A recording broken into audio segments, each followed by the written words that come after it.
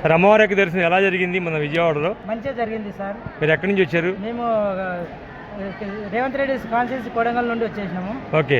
మా తెలంగాణ అమ్మవారి దర్శనానికి వచ్చినాము. తొందరగా అయిపోయింది, మంచిగా జరిగింది, స్పెషాలిటీ మంచిగా ఉన్నది. స్కూల్ తరపున వచ్చారా లేకపోతే? తరపున వచ్చినాము. స్కూల్ పిల్లల్ని తీసుకుని మీరు రావడం జరిగింది?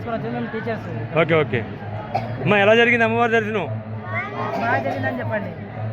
మీరు చెప్పండి, అమ్మవారి దర్శనం ఎలా జరిగింది? అమ్మవారిని ఏం కోరుకున్నారు? చదువు బాగా రావాలని.